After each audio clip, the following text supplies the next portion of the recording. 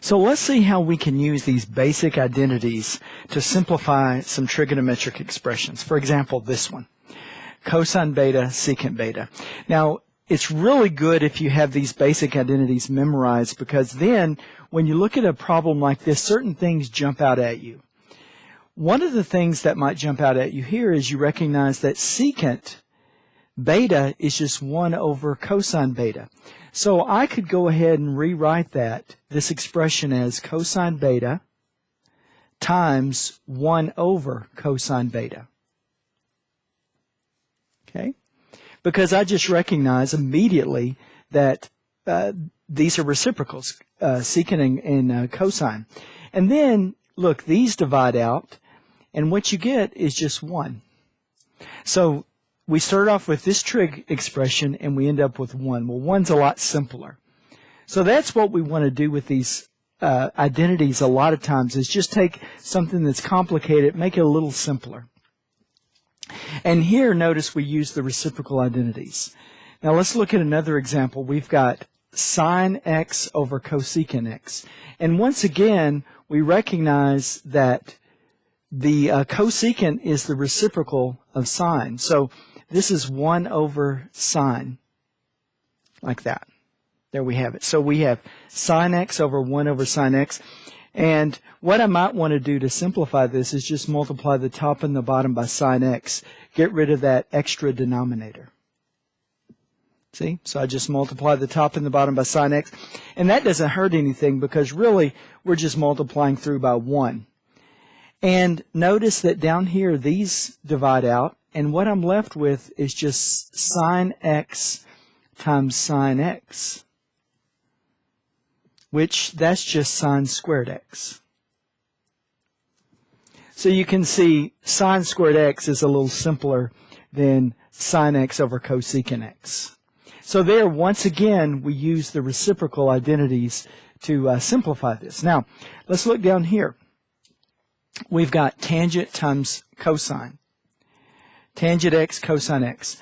Now, one of the things that might jump out at you here is the quotient identities. Notice we've got tangent, which is sine over cosine.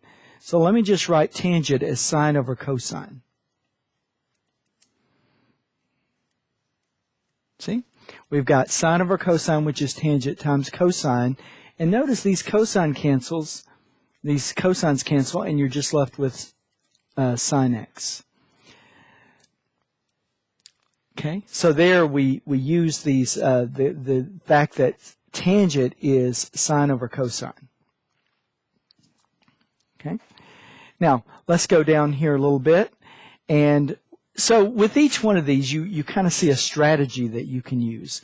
Now down here, let's look at this one.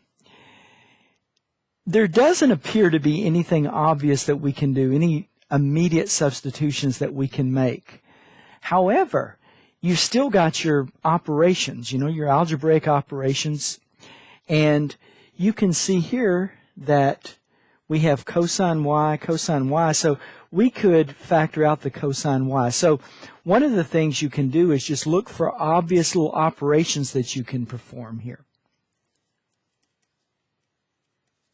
Okay, so there we have it.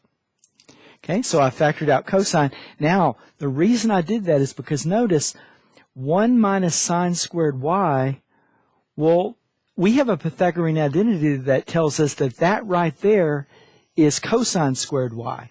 So we could rewrite this as cosine y times cosine squared y.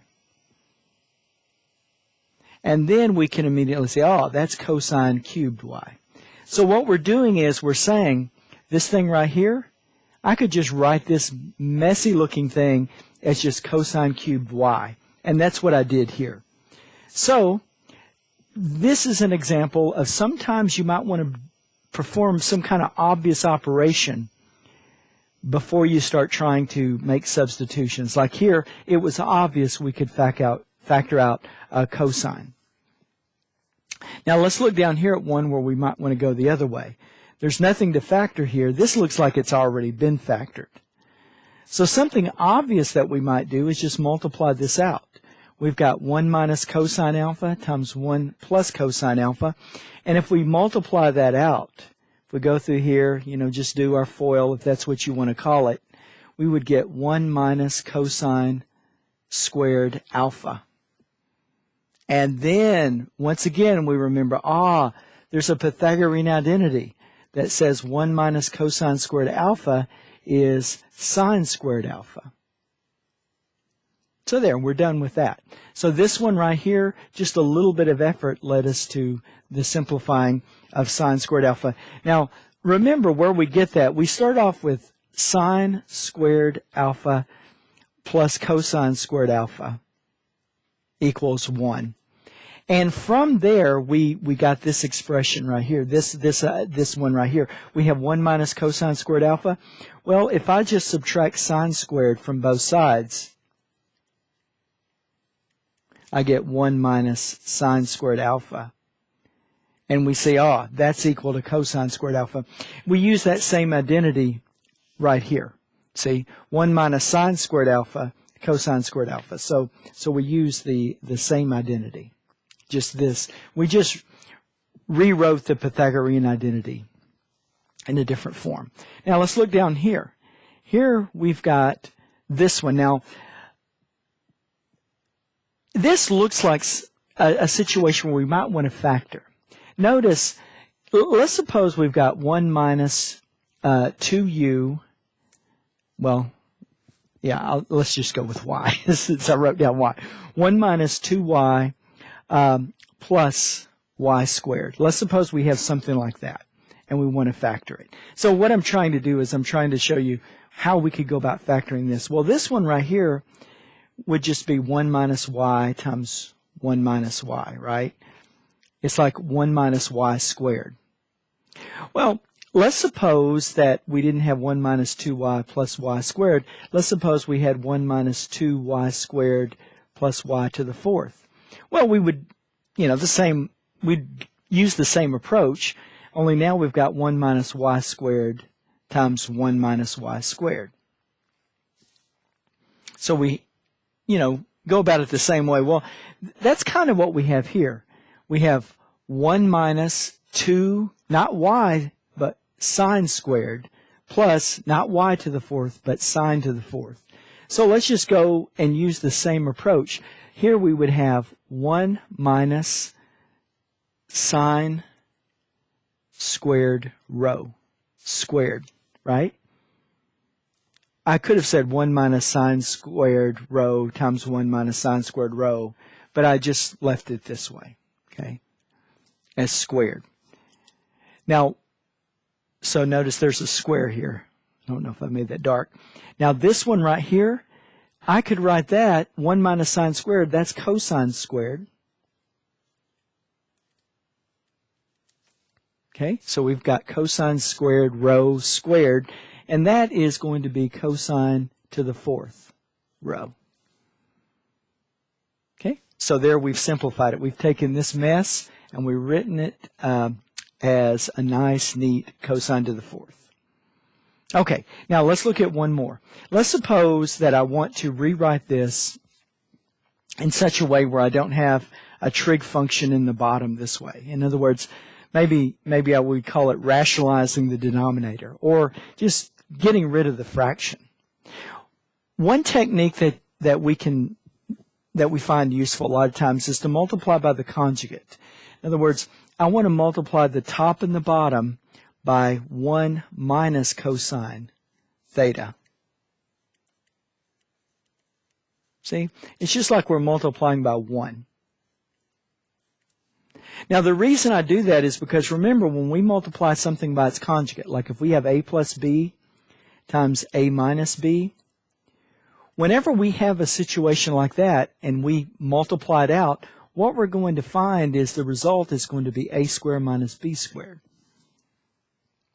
And you can check that out if you want to go ahead and multiply. We've got a times a, that's a squared minus ab plus ab minus b squared.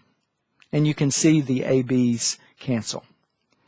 So if we do that trick here, up top we've got 1 minus cosine theta And on the bottom, we've got 1 minus cosine squared theta.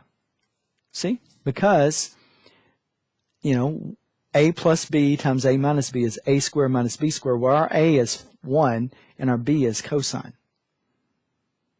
So, now okay, so here's what we've got. Now, let's think about this. 1 minus cosine squared, using that Pythagorean identity, we've got that is just sine squared. See? We're just using the Pythagorean identity that we used before.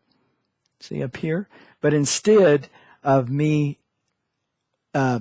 instead of saying, okay, cosine squared alpha is 1 minus sine squared alpha, I'm saying I'm given 1 minus cosine squared alpha, and I know that's sine squared alpha.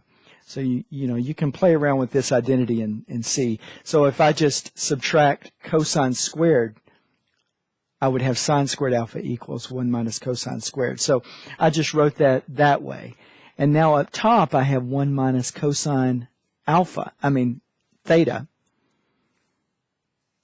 Whoops, there we go. 1 minus cosine theta. And then I could, if I want to just eliminate the fraction, I've got 1 over sine squared theta. Whoops, here we go. Got to make sure you can see it. Minus cosine theta over sine squared theta. See, I just split up the fraction. Okay? And notice it's the same thing. I could, if I wanted to add these fractions, combine them, I would just say 1 minus cosine theta up top all over the common denominator. But now, let's dig what this is. 1 over sine squared. Well, that is cosecant squared. Yeah. 1 over sine, that's cosecant. So 1 over sine squared is cosecant squared. Now let's look over here. We've got cosine over sine squared.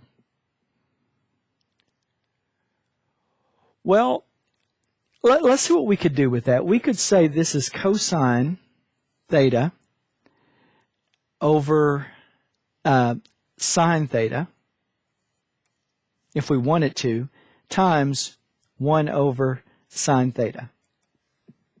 Let me see, I'm running out of room here. Okay. I could rewrite it that way, right? Instead of sine squared theta, I just write it sine times sine.